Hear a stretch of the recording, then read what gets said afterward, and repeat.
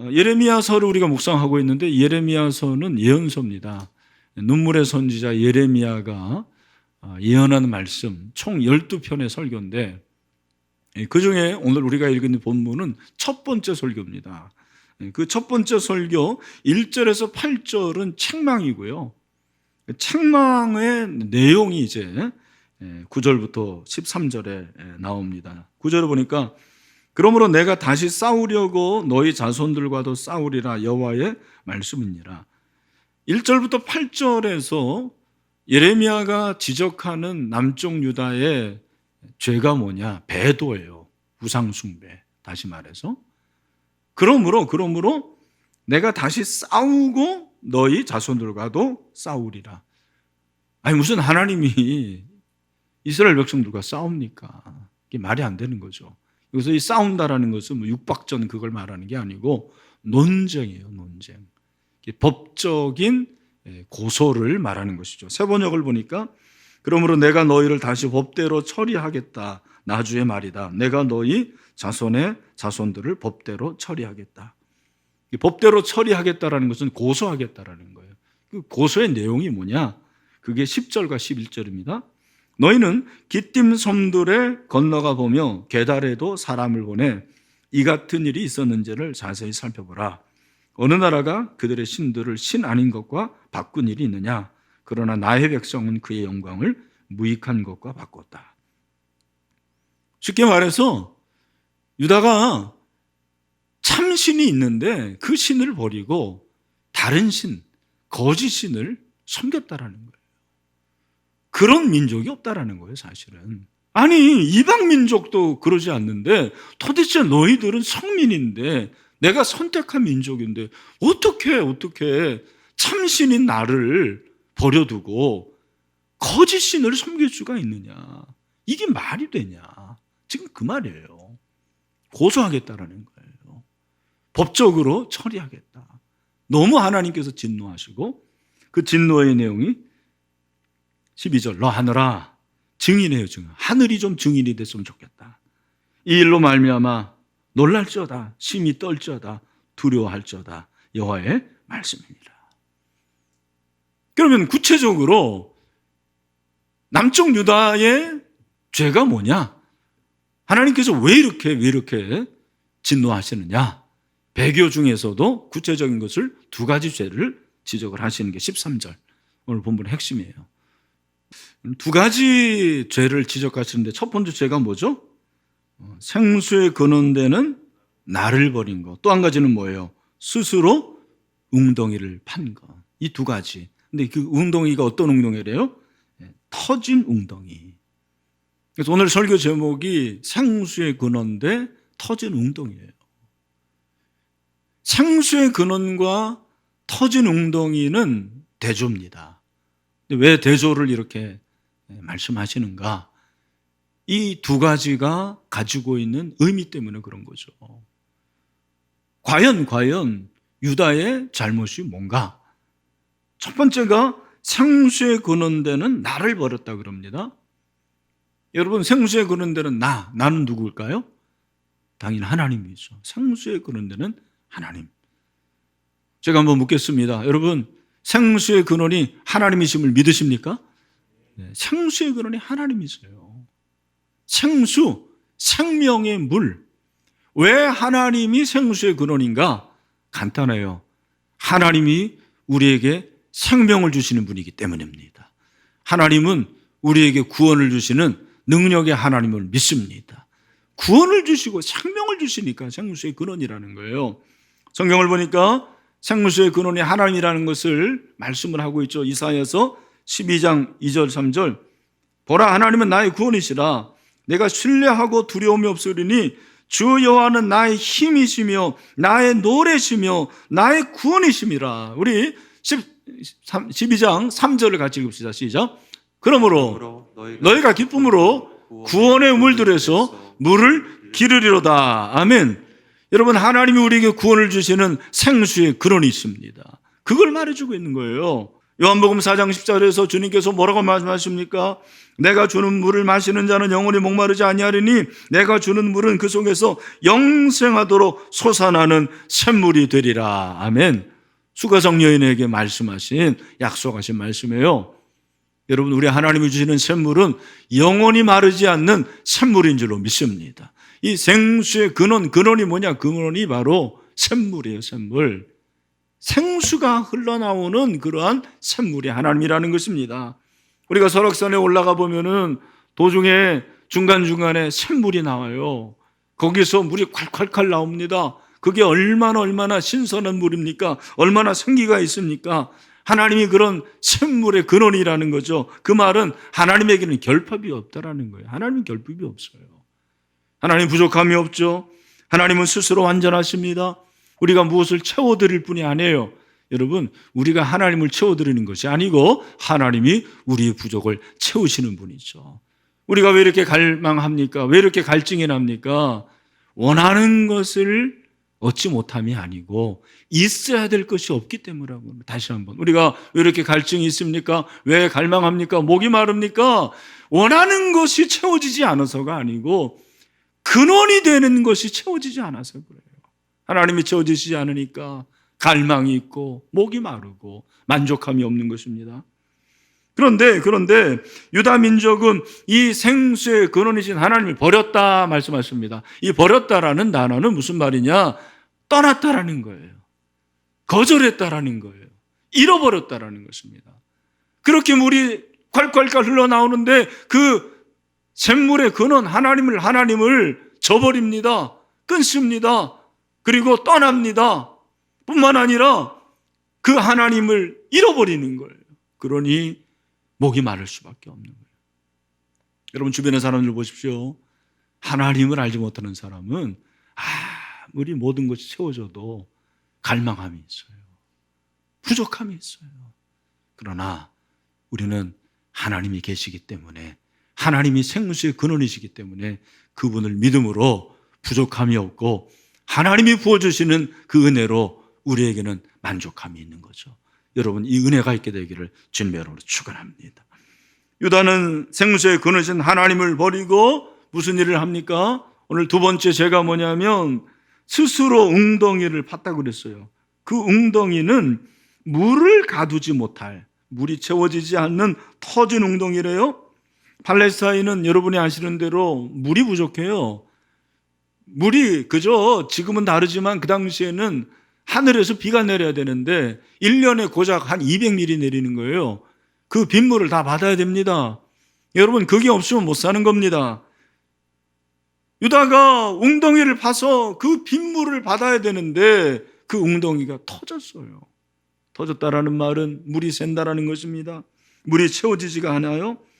터진 웅덩이, 이것은 바로 헛된 것, 무익한 것을 추구하는 유다 민족을 말하는 것입니다. 11절 하반절을 보니까 그의 영광을 무익한 것과 바꾸었다. 하나님의 영광을 무익한 것과 바꾼 거예요.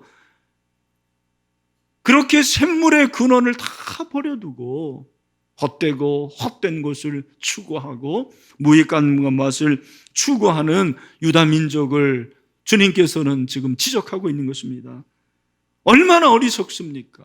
도대체 왜 유다 민족은 이렇게 될 수밖에 없겠는가? 오늘 성경을 보니까 그 이유가 있어요. 첫 번째 이유는 진정한 마음으로 하나님을 섬기지 않아서 그런 거예요. 진정한 마음으로 하나님을 섬기지 않았습니다. 여러분, 유다 백성이 하나님을 섬겼어요. 하나님을 예배했습니다. 제사했습니다. 그러나 마음이 없었어요. 하나님을 사랑하는 마음, 하나님을 정말 존경하고 경외하는 마음이 없었어요. 오늘 2장 19절을 보니까 그걸 지적하고 있어요. 뭐라고 그럽니까? 여기 보니까 내 하나님 여호와를 버림, 생수의 근원이신 하나님을 버림과 내 속에 나를 경외 없는 것, 내 속 마음에, 너의 마음에 나를 경외함이 없다라는 거예요. 여러분, 사람이 아주 영적인 존재이기 때문에 어떤 사람이 나를 정말 사랑하는지 사랑하지 않는지를 알아요. 진정한 마음이 있는지 없는지를 알아요. 하물며 하나님이 우리를 볼 때 왜 그게 없겠습니까? 척 보면 아는 거예요. 너 나 사랑하는 마음이 없어. 너 그냥 형식적으로 지금 나 예배하는 거야. 너 그냥 종교적으로 나를 섬기고 있는 거야. 유다 민족이 그랬습니다. 그들은 형식적으로, 율법적으로, 종교적으로 하나님을 섬긴 거죠. 감사하는 마음이 없었어요. 존경하는 마음이 없었습니다. 감동이 없었습니다. 사랑이 없었습니다. 그렇게 형식적으로 드리는 예배를 하나님이 받으실 리가 없죠. 뭐라고 그랬습니까? 이사야서 1장 13절, 헛된 재물을 다시 가져오지 말라. 분향은 내가 가증히 여기는 바요, 월삭과 안식일과 대회로 모이는 것도 그러하니 성회와 아울러 악을 행하는 것을 내가 견디지 못하겠노라. 야, 너희들 그런 제사 드리지 마. 그런 재물을 안 받아. 나 그런 예배, 그런 제사, 그런 재물에 신물이 났어. 여러분, 코로나19가 혹시 그런 거 아닙니까? 오늘 예배를 드리고 있는 여러분 스스로가 한번 물어보세요. 나는 진정으로 정말 하나님을 섬기는 마음이 있는가? 사랑하는 마음이 있는가? 그래서 예배 드리고 있는가? 여러분, 예배의 태도만 봐도 알 수 있는 거죠. 그 사람이 하나님을 진정으로 사랑하는 마음이 있는가 없는가? 우리 기독교의 예배와 종교의식의 차이가 뭐라고 생각하십니까? 목탁 두들기면은 그거는 종교고, 피아노 치면은 예배입니까? 천만에요. 성가대에서 지금은 없지만 찬양하면은 그게 예배고, 찬불가 부르면은 그거는 종교입니까? 아니에요. 차이가 뭐냐? 주인이 누구냐라는 거예요. 내가 주인이면 그건 종교예요. 하나님이 주인이면 예배예요. 여러분, 제가 물어볼게요. 예배는 나를 위해서 드리는 겁니까? 하나님을 위해서 드리는 겁니까? 네? 누구예요? 하나님이에요. 나를 위해서 드리는 건, 아니, 목사님, 나 은혜 받 천만에. 하나님을 위해서 예배를 드리다 보면 내가 은혜를 받는 거지, 내가 은혜 받으려고 예배 드리는 게 아니에요. 여러분, 이걸 착각하지 마세요. 예배는 하나님을 주인으로 모시고 하나님을 위해서 드리는 거예요. 하나님이 주인이십니다. 그걸 고백하는 거죠.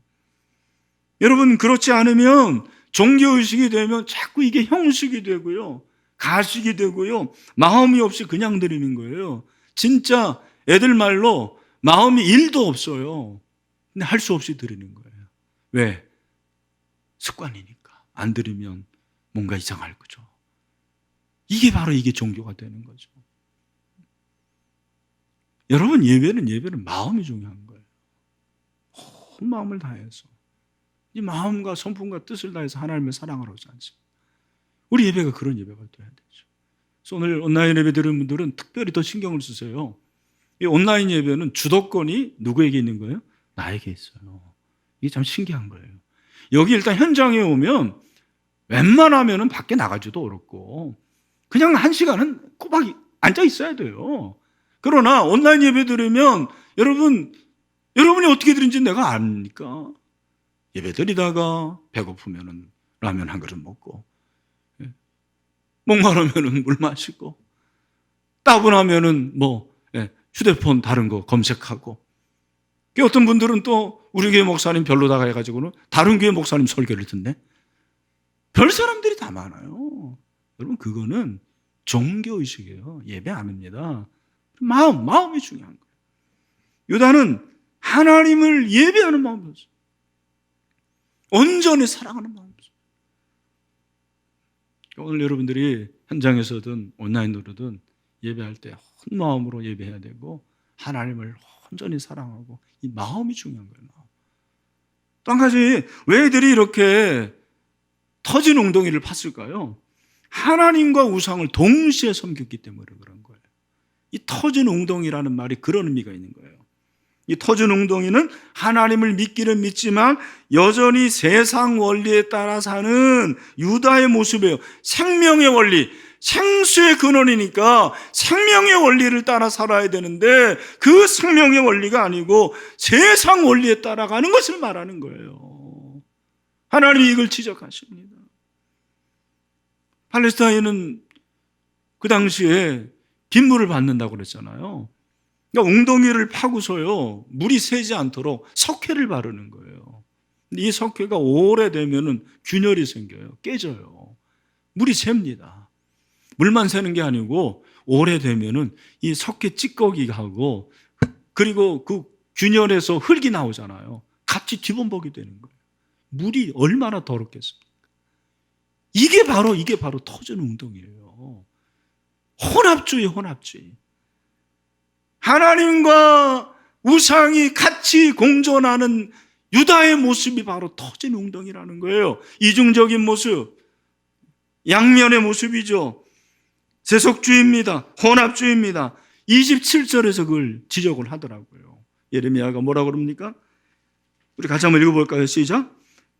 그들이 나무를 향하여 너는 나의 아버지라 하며 돌을 향하여 너는 나를 낳았다 하고 그들의 등을 내게로 돌리고 그들의 얼굴은 내게로 향하지 아니하다가 그들이 환난을 당할 때는 이르기를 일어나 우리를 구원하소서 하리라. 아멘. 어쩜 이게 우리 한국계의 모습이에요. 여러분, 그 유다 민족이 나무를 향해서 나무님 우리 아버지입니다. 돌을 향해서 돌림, 그게 바알이잖아요. 사실은 돌림이 나를 낳았습니다. 평상시에는 하나님에게 얼굴을 안 돌려요. 그러다가 어려움 당하잖아요. 그러면은 하나님께 얼굴을 향하는 거예요. 하나님 도와주세요. 하나님 죽게 됐습니다. 구원해 주세요. 여러분, 우리가 그렇지 않습니까? 평상시에는 하나님을 섬긴다 하면서 다 내가 원하는 거 섬기잖아요. 진짜 그렇지 않습니까? 돈을 섬기고 건강을 섬기고 자식을 섬기고 명예를 섬기고 쾌락을 섬기고 그러다가 이제 문제가 생기면은 하나님 도와주세요. 고등학교 2학년 때까지 진짜 간절한 기도 자녀를 위해서 한번 안 하다가 고3 되면 하나님 우리 자녀 좋은 대학 보내게 해주세요. 이런 기도 하잖아요. 건강을 잃으면 그저서야 살려달라고 하고. 똑같아요. 남쪽 유다의 모습, 우리의 모습이. 그러니까 이게 바로 터진 운동이라는 거예요. 혼합주의입니다. 아모스 시대도 그랬어요. 아모스 시대에 이스라엘 백성들이 영적으로 엄청나게 타락하죠. 형식적인 예배 드리고 그리고 그냥 마지못해서 예배 드리고 아주 이게 세속주의가 들어왔어요. 근데 한 가지 이상한 것은 아모스 선지자가 그 유다 민족을 위해서 설교를 하는데 신기한 말을 하는 거예요. 이상한 말을 하는 거예요. 그게 바로 5장 5절 6절입니다. 뭐라고 그럽니까? 베델을 찾지 말며 길갈로 들어가지 말며 브엘세바로도 나아가지 말라. 길갈은 반드시 사로잡히겠고 베델은 비참하게 될 것임을 아셨나니 너희는 여호와를 찾으라. 그리하면 살리라. 그렇지 않으면 그가 불같이 요셉의 집에 임하여 멸하시리니 베델에서 그 불들을 끌 자가 없으리라. 5절을 다시 보면 여러분 여기 보니까 베델을 찾지 말래요. 길갈로 들어가지 말래요. 브엘세바도 나가지 말랍니다. 여러분 베델과 길갈과 브엘세바는 영적인 장소예요. 그렇지 않습니까? 베델은 어떤 장소입니까? 야곱이 하나님 만난 장소죠. 길갈은 할례 행한 장소고 그리고 브엘세바는 아브라함이 하나님께 제사했던 장소입니다. 근데 왜 베델에 찾지 말고 길갈로 들어가지 말고 브엘세바로도 나아가지 말라고 그랬을까요? 세상에 그 거룩한 곳에서 이들이 음행을 저지른 거예요. 베델에서 하나님을 예배했던 그 장소에서 우상 숭배하고 길갈에서 여전히 바알을 섬기고 브엘세바에서도 배도하고 하나님이 그 모습을 보면서 야 너희들 차라리 베델을 찾지 마라. 길갈에 가지 말라. 브엘세바로 나가지 말라. 그렇게 말씀하시는 것입니다. 이중적인 신앙, 혼합주의, 삶의 예배가 없는 것입니다. 그걸 지적하고 있는 것입니다. 그걸 회개하라는 거예요. 회개하라. 여러분이 코로나19가 진정되는 것 같더니 또 이렇게 델타 변이로 확산이 되고 있습니다. 저는 이 코로나19를 생각하면서 기도할 때마다 정말 눈물이 그렇게 납니다. 근데 그 가운데서 이번 주에 이렇게 설교를 준비하는데 하나님께서 그런 마음을 주셨어요. 이 목사, 교인들이 너를 보는 게 목회가 아니야. 교인들이 하나님의 얼굴을 보게 하는 게 목회야. 다시 한번, 교인들이 네 얼굴 보는 것도 좋지만 하나님 만나고 하나님 얼굴 보게 하는 게 그게 목회야라는 마음을 주셨어요. 아, 그렇구나. 여러분 정말 하나님을 만나고 있습니까? 하나님의 얼굴을 보고 있습니까? 하나님께서 이 코로나19 가운데서 우리에게 말씀하시는 게 그건 것 같아요. 내가 과연 하나님을 만나고 있는가? 하나님의 음성을 듣고 있는가? 삶에서 하나님의 임재를 경험하고 있는가? 우리 교사들 1년 이상 학생들의 얼굴을 보지 못하잖아요. 여러분, 그 학생들이 주님 만나게 해야 돼요. 주님의 얼굴을 보게 해야 돼요. 그게 바로 여름 성경학교고 여름 수련회가 돼야 됩니다. 그리고 우리가 회개해야 된다고 생각을 합니다. 예레미야 보면은 불순종이라는 단어가 참 많이 나와요. 한 35번 나오더라고요. 계속 불순종하는 거예요.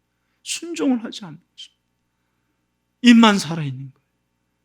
삶이 없는 것입니다. 정말 이 예배에 오늘 이 자리에 딱 20명 앉았어요.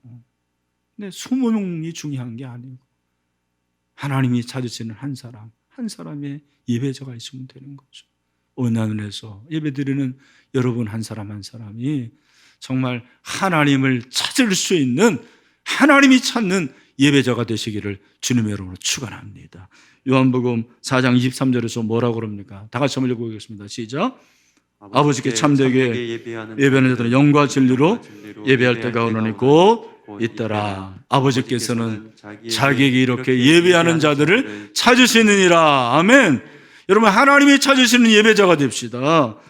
여러분이 지금 어려워요. 힘듭니다. 어쩌면 목사보다 더 힘든 생활을 하고 있을 것입니다. 이 가운데서 여러분, 터지는 웅덩이를 찾지 마세요.